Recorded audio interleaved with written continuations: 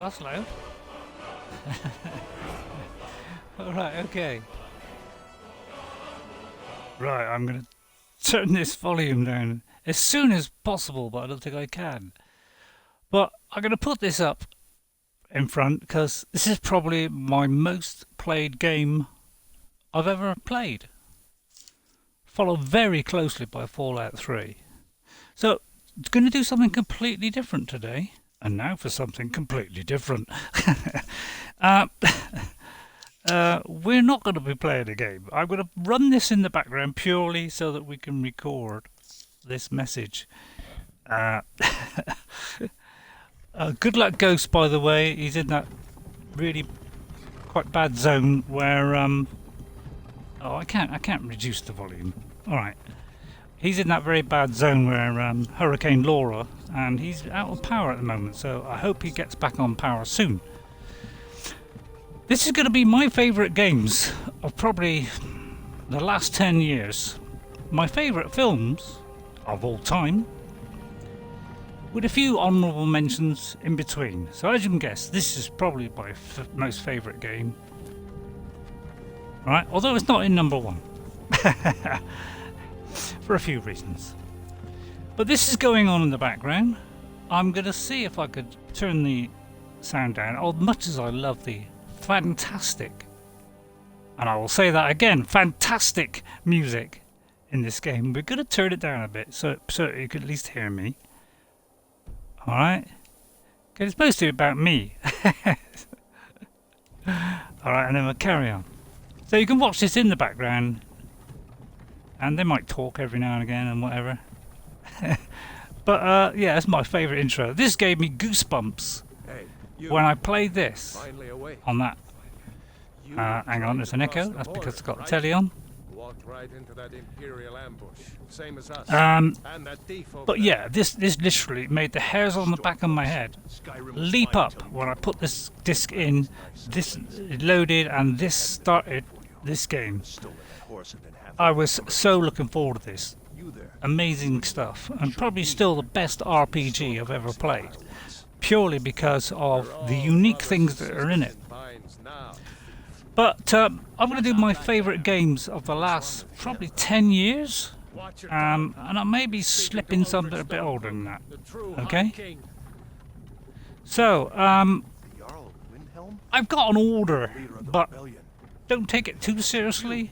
But really, my top three are absolutely top dog. I'm going to put in number 10 Tomb Raider. Mostly 1 and 2. The third one, what village are you from, horse thief? I would say, yeah, not quite so good, but it looked fantastic. And I haven't played number 2 yet. I've finished 1, I've almost finished 2, and number 3, I'm barely into it. Okay, so that's number 9. Sorry, number 10. Number 9, I'm going to put... In fact, I should have put this higher, really. I should have put this at... So I am going to put this higher. I'm going to put this up at number 6. So number 9 is going to be Subnautica. Probably the best survival game I've ever played. Beautifully worked out by an indie company. Beautifully improved with help from the community. Then in number 8, I do believe, because I'm kind of confused now because I've got it out of order. No Man's Sky, a game which promised so much at launch and didn't deliver, although I liked it. It was okay. It just got a bit repetitive and dull and grindy after a while. But then they did update after update, and probably 12 updates, and improved that game enormously from its first, and brought everything that they said they were going to do in, plus so much more on top.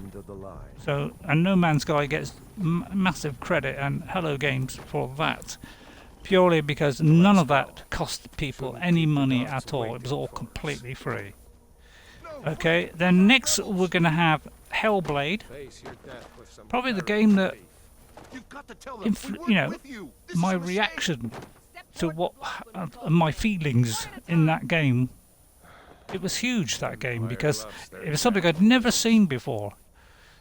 Using puzzles, using, you know, psychosis and being sympathetic to psychosis and give you a glimpse of what it's like. Puzzles and also, you know, what people experience in, you know, with people with psychosis, and putting that into a game element, you know, where they see visions, you know, they feel like they're on a quest. These are all things that people with psychosis get. So it emotionally really sort of hit me, that one. Tremendously intense, emotionally and combat-wise. So it was a great mix and something completely different that no one had done before. And I praise them for at least coming up with something new, which is sadly lacking in the gaming industry these days. Okay, then I'm going to put in probably Fallout 3. So it may not be 10, it may be 11 now. Fallout 3, tremendous game. I never got bought a Bethesda game before that, and yeah, we'll leave it on that. I'll tell you what. Oh, let's just leave it. But yeah, the first Bethesda game I'd ever played, and I sunk hundreds and hundreds of hours in that, and it was an amazing game, absolutely amazing, best RPG I'd ever played. You know, it's just unbelievable, really. I cannot describe the words, really. Fallout 4, I don't know. I would say Fallout 3 is better than Fallout 4, so Fallout 4 is in there. So we're sort of coming to the top 5, and I don't know. I'm not sure about number 5. You know, either Shadow of War, Fallout 4. It's very close between those two, because Shadow of War was a great, fantastic follow-up to Shadow of Mordor, which I've got on my honourable mentions. And but yeah, I mean, Lord of the Rings stuff, all the stuff I like. Great intense combat. You know, a fantastic new system called the Nemesis system, where, you know, if you kill someone, whatever you do to them, next time you meet them, they remember that. And so you're forging different kinds of orcs all the time, purely by your actions in the game. That's something that I haven't seen in a game before. So that's why I rate that so high. And the Shadow War just improved in every way, Shadow of Mordor. And so that's one of my favourite games of the last 10 years. Absolutely amazing. Then I'm going to put Breath of the Wild at number 3. Breath of the Wild, I'm not a massive Nintendo fan.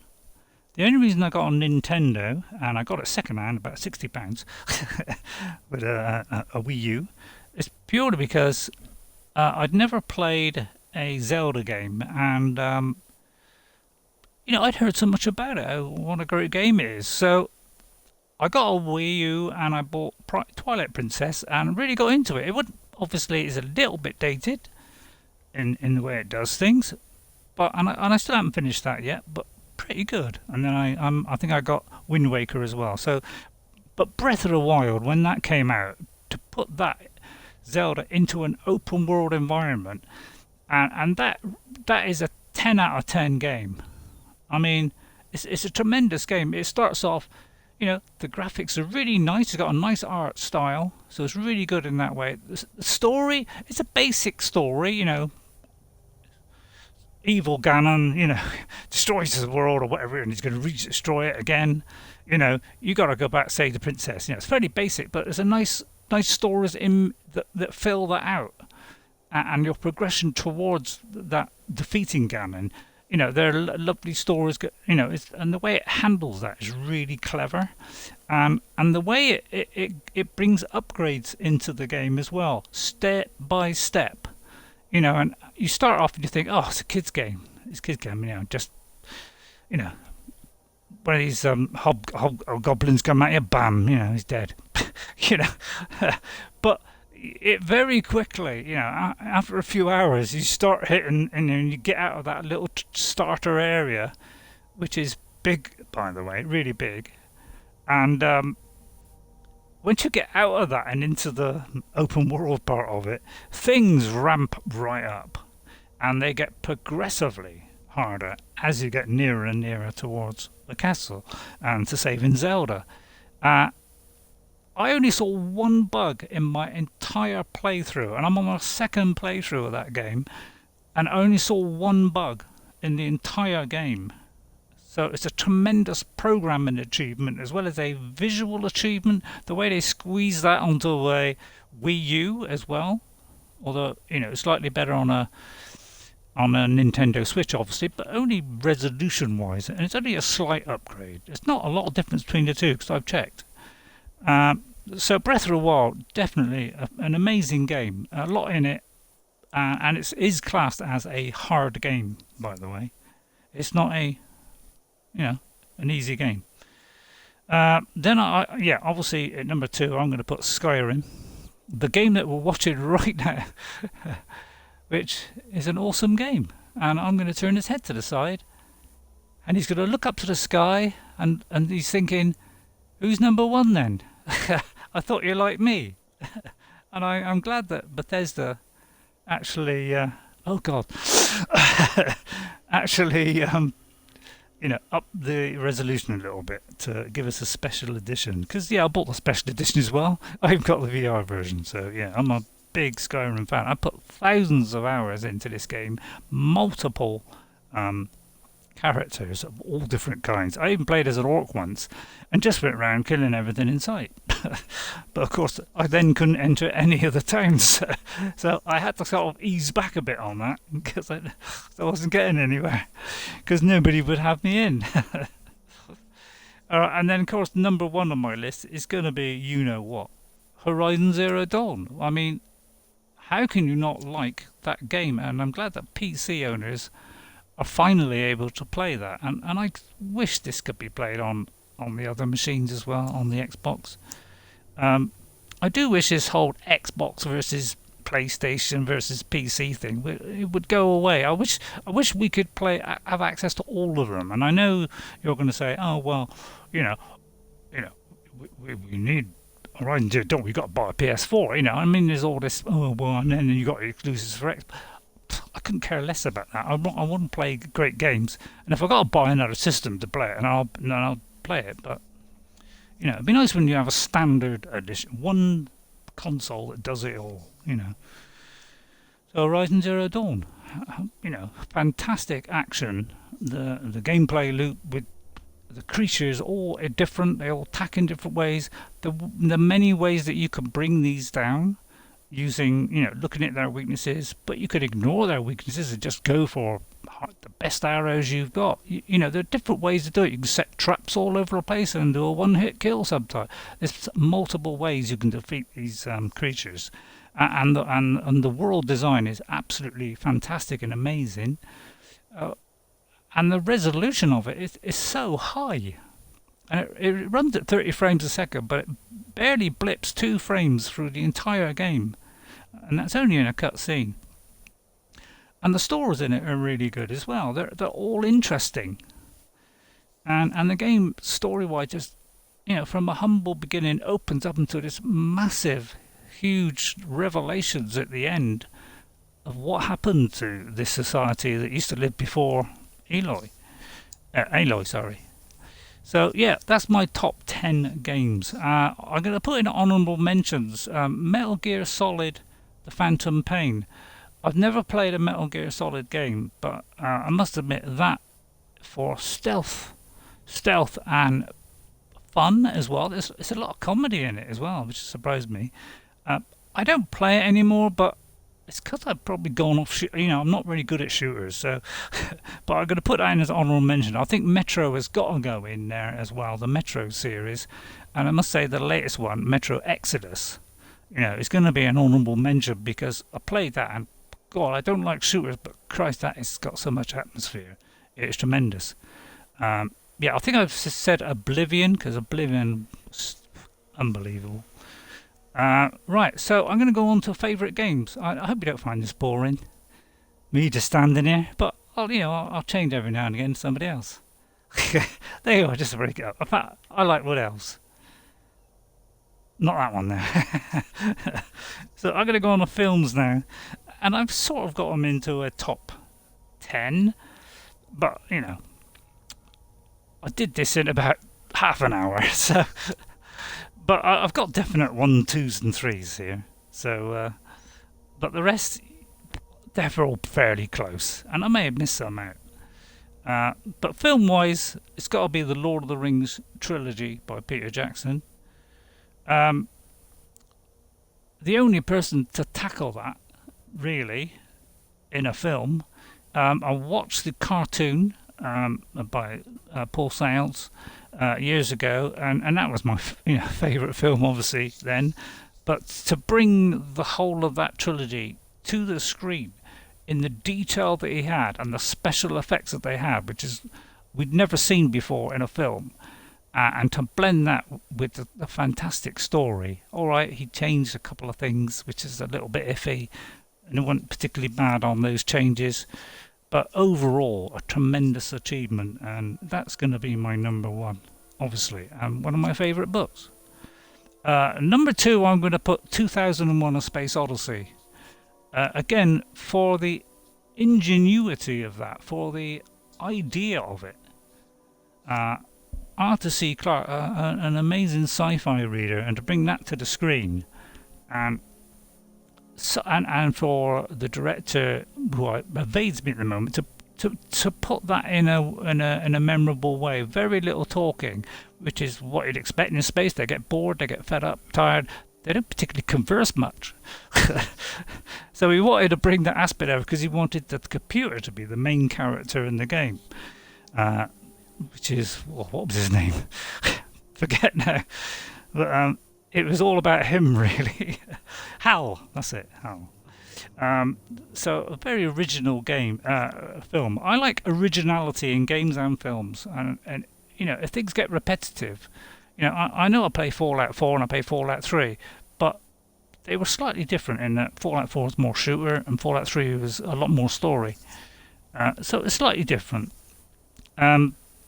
Star Wars, obviously the Star Wars trilogy, and I'm going to pick the original trilogy, which is Star Wars, The Empire Strikes Back, and Return of the Jedi. Those are my favourite 3 Star Wars films. The 1, 2, and 3 were okay, were pretty good, but they just didn't have the impact that the first one had, which was a massive impact because that sold out all over the world.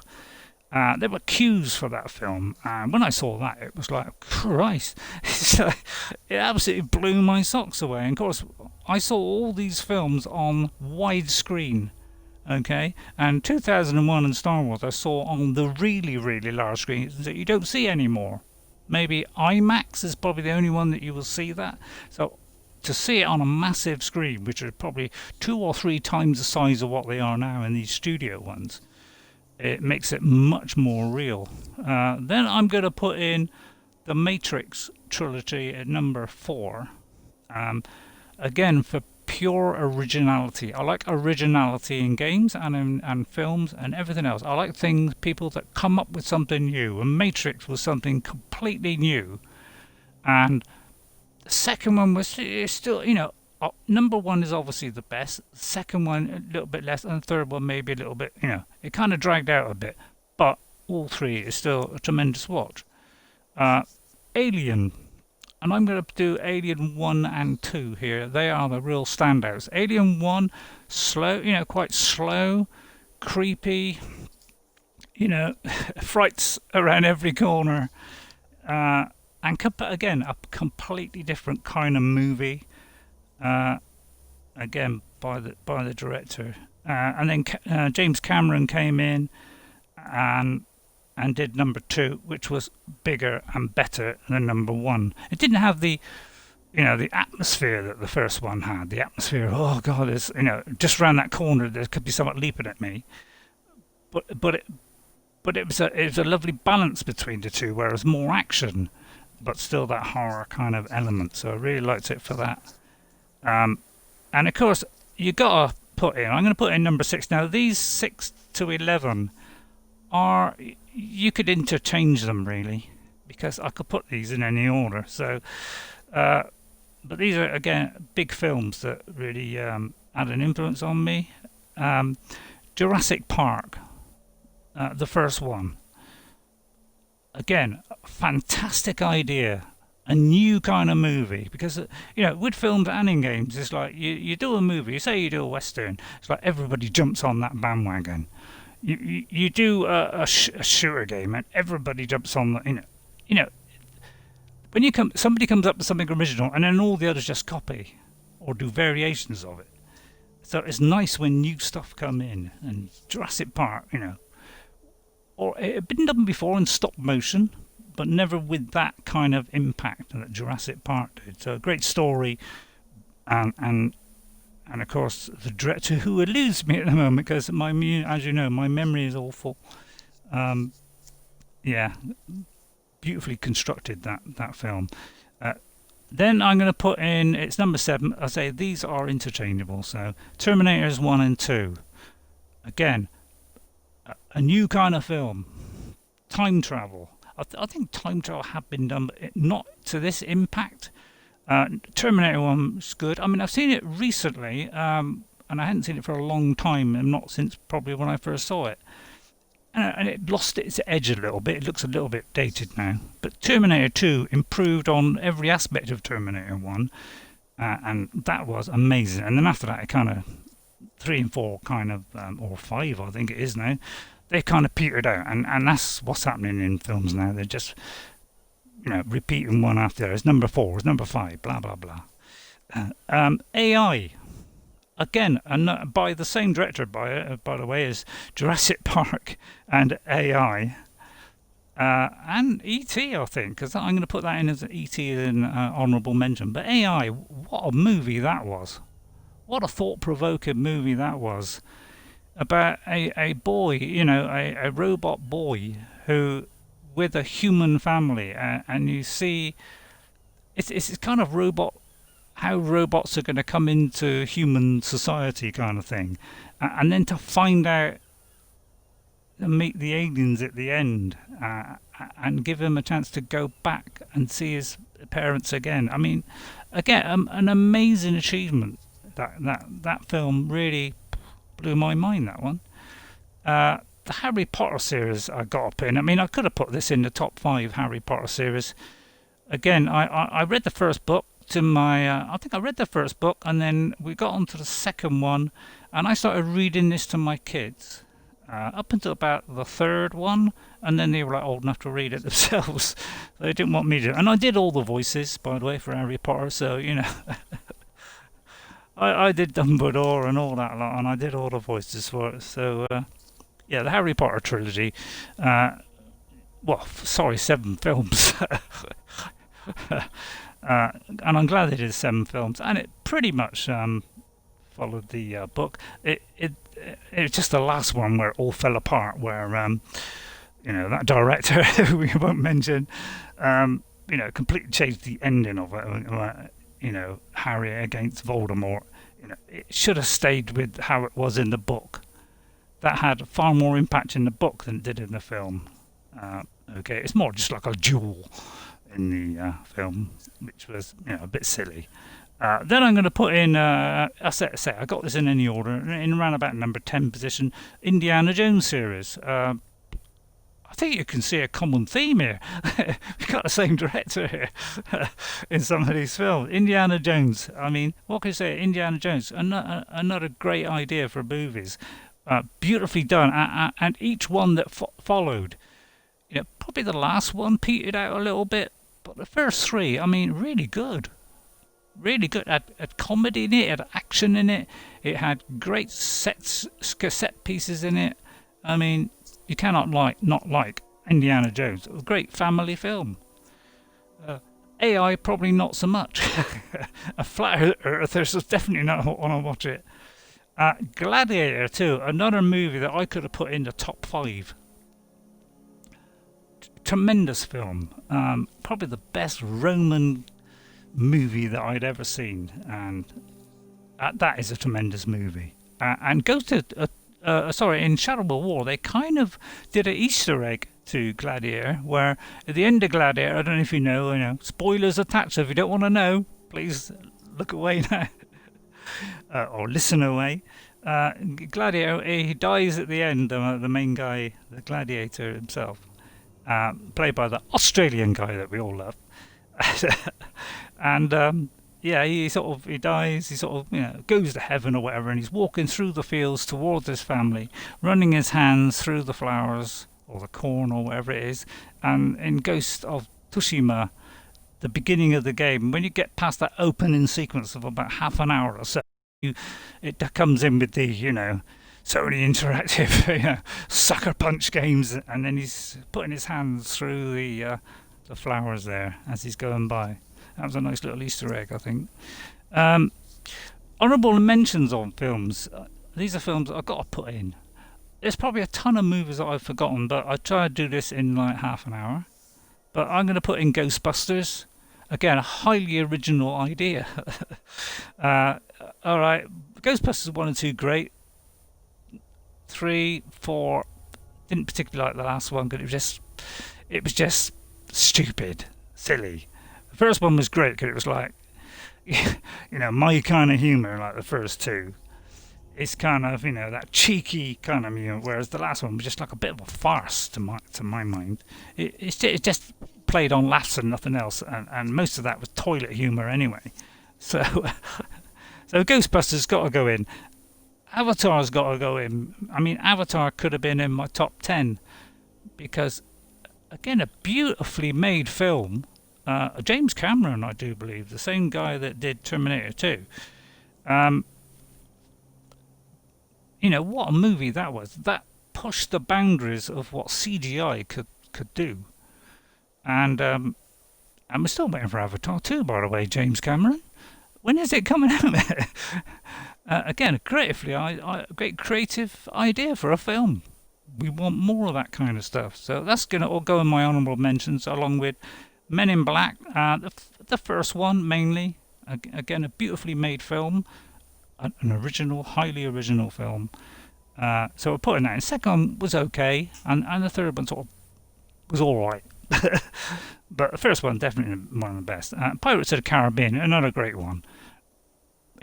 Pirates at sea, Jim Ladd and all that.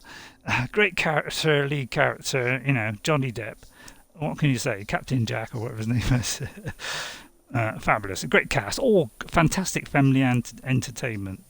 Batman is, I've got to mention, some of the Batman series. Probably the last three, the Batman, the Dark Knight, and the third one, which will lose me at the moment. So that trilogy was a great Batman one. I like the original Batman, actually, the kind of the weird sort of camp one. Quite like that, actually. But those three Batman movies really excellent. Predator's also got to go in my honourable mentions. Again, a fantastic original idea. That's why it's so missing in today's game. Games and films is originality. And Predator, great idea there. And then the second one just expanded on that. And then it sort of petered out again, because that's what they do. They keep repeating and repeating. So Predator's got to be up there as well, by Arnie Schwarzenegger, who I think is quite a cool guy. Really, I do. I think he's a cool guy. Let's right time we change this to something else. How about we have a pussycat? E.T., another great one by that same director, of course. So I can't remember what his name is. What is the director of E.T.? I ought to look it up. Maybe I ought to look it up. So that's my kind of favourite games of all time. And E.T., it's a great family entertainment. Great idea, once again. It would have been nice if it had gone a bit further, and I would have liked to have seen E.T. 2, where he gets in the ship, goes back to the planet, blah, blah, blah, blah, and maybe come back again. That would have been nice, but it probably wouldn't have been as good as the first one. But, a great family entertainment film. I'm not a big fan of horror. I like the odd horror, but, we've done horror to death. Westerns have probably come back in, but westerns were done to death. I enjoyed the whole series of, Clint Eastwood playing that. What was that guy? What was that guy who? Yeah, I can't remember. What's it called? I don't know. But that series of films is also great as well. I'm trying to think director of, let's see, Jurassic Park. Let me put that in, because there's a few by him. He's very, at least that guy is creative. uh, right, it's rambling now, isn't it? Yeah, it's rambling. What is it, Emino? Please tell me. Jurassic Park. Which actually, I got the trilogy here, right beside me here, and I still haven't got around to watching it yet.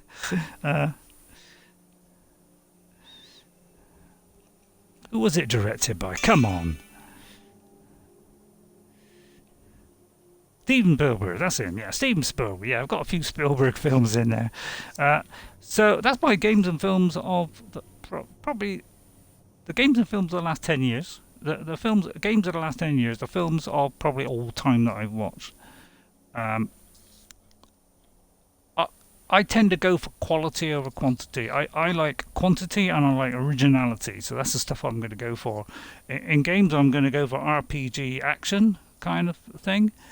That's the thing I concentrate on. I like space now and again, and I like the occasional survival, but you know, take that with a pinch of salt because I've gone off of one of them. But you know, I'll get back to it. I'll have a go on it on Crystal Isles. So I hope you enjoyed that. We'll have a look at that, and just to finish off and just fill in time so I can put a few things up on the screen at the end. If you want to ask me any questions about anything, you know, do so. You don't have to. I mean, I'm not imploring you to, but if you want to ask me a question about anything, I'll try and be as honest as I can. If you want to ask me like my favourite music, in fact, why didn't I do the favourite music? I might do that another time. Favourite music. Okay. Thanks everybody for watching. Sorry, I won't bore you any longer. We'll keep this nice and short. And I'll see you all next time. And guess what? I'll see you later. Bye.